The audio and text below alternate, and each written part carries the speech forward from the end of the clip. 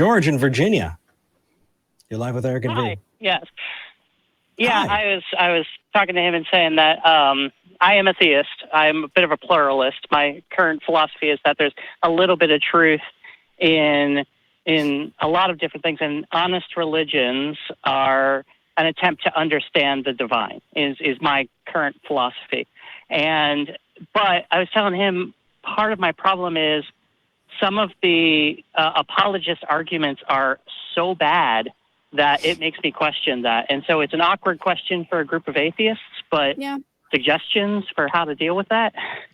I say follow your gut with that one. And also, here's my little spiel here. You can become an atheist for good reasons, and you can become an atheist for bad reasons. And I'm not saying you're going to, but if this is the direction we go with this conversation, I want to make sure that you're becoming an atheist or questioning your beliefs in general for good reasons. And someone giving you a bad argument for a thing does not actually make that thing false. So I agree. Apologists are terrible at explaining their position to people who don't share it. That's why I think that most apologists are actually here for other believers in their particular religion.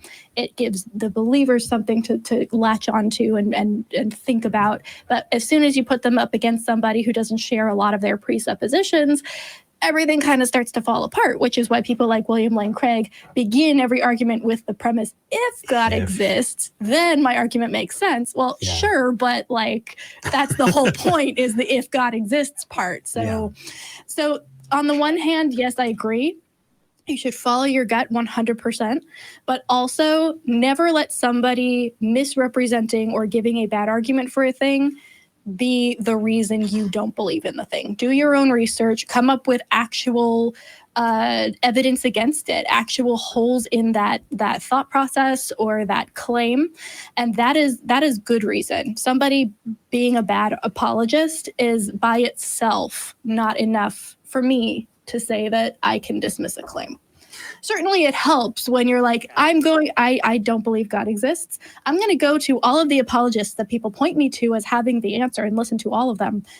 And none of them have anything for me. Okay, that's a good backup for my position, but by itself is not enough. Yeah, right. I definitely would just add in there, finding them and approaching it, fantastic as far as that's concerned. The idea, this is my team, this is your team, and this is making my team look bad. Definitely a really bad approach. It sounds like you're starting to move away from that. It sounds like you're starting to move towards, well, I'm actually redefining things, right? It sounds like you said honest religions are seeking to explain the divine. Is that right? Yeah, I mean, that's my current philosophy, and it actually has been for some time, because there's truths that you can find in a lot of different things.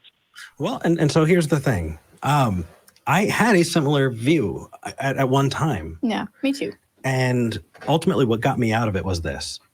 I realized that I had created my own religious worldview, and I was all alone. Yep. Mm-hmm. You had left the farm, you were in the woods, nobody else was around. You're like, well, okay. So either I have a unique bead on the universe and I am so special that I came up with that all by myself, or what I was trying to do is I was trying to smuggle in and make that religious, or supernatural belief, any of it, trying to hold on to it and trying to do pretzels so that I could still make it work. And I'm not saying that's what you're doing, but I am saying that when you tell me about that, that's how it registers to me, because that's my experience, that I reach back and go, it sounds like George is still trying to make it work, even though he's finding that he can't honestly hold a lot of more mainstream religious positions.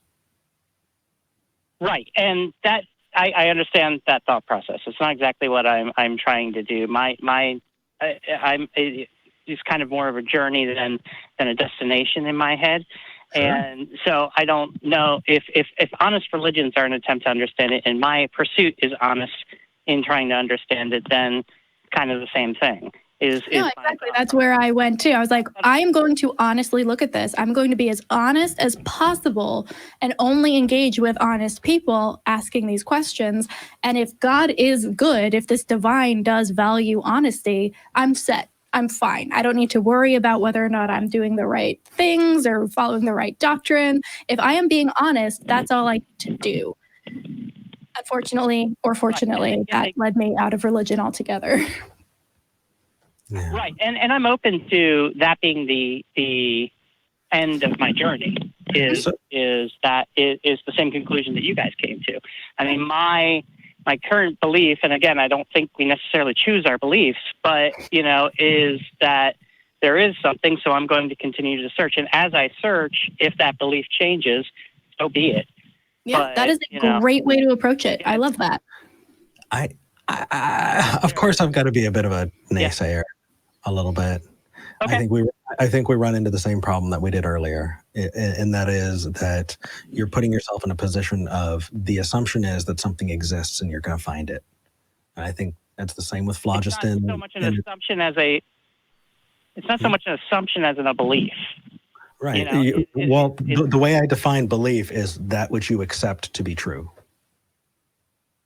But I don't. But that's what I'm saying is I'm not necessarily accepting that it's true. It's a journey for me. So I currently believe that it's true, but I'm open to evidence and philosophy and things like that to inform my opinion, inform my beliefs, to move me to what is closer to truth.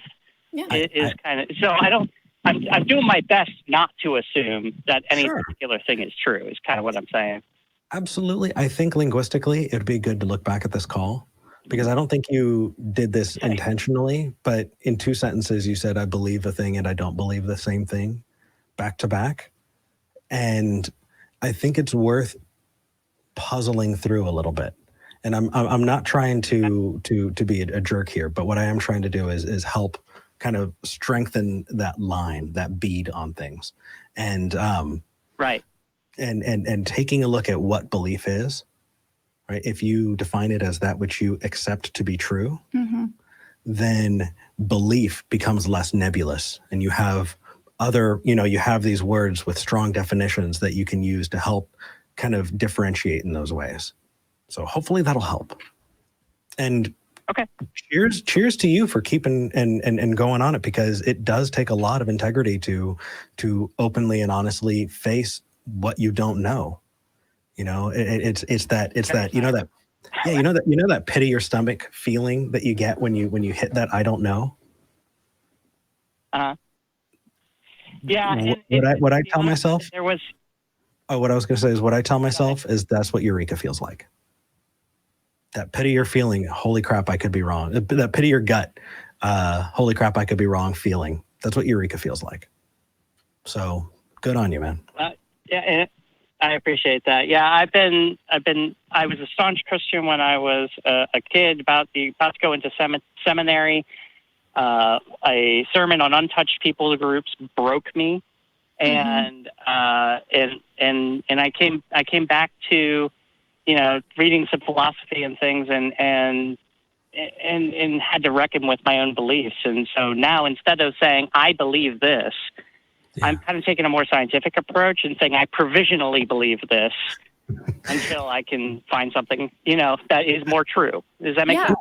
It is. And coming from the other side, advice, backfill.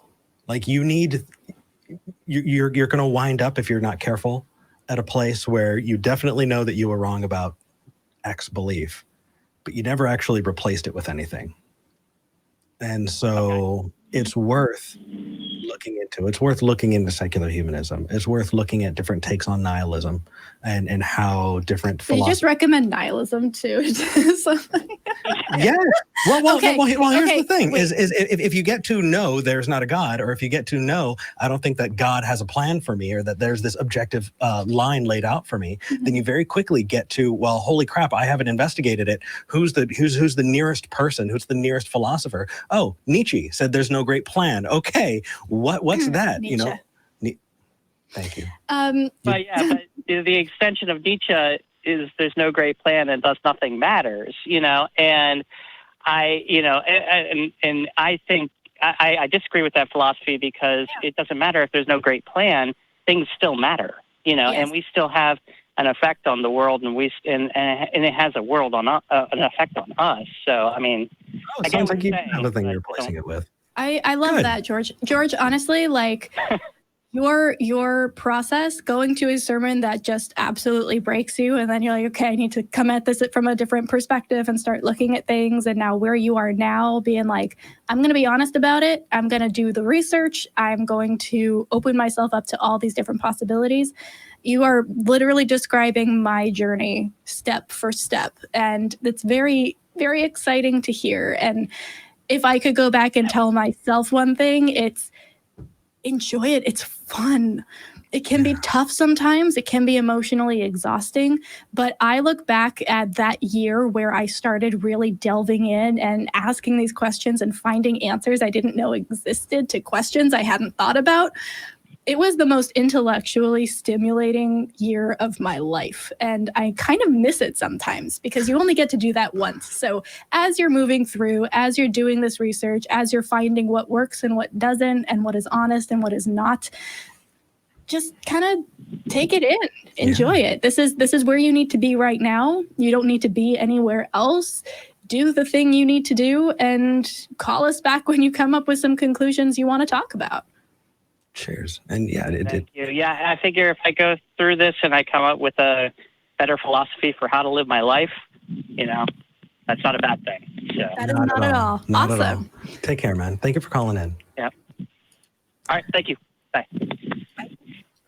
I felt like I had a piece of advice, but it sounds like he was way ahead. And that's excellent. That's excellent. He's definitely in a better spot. So that's good. Yeah. Okay. So really quick, it is just all over the chat. This is my hair. I am not wearing a wig. Can we move over and take a look at the crew, please?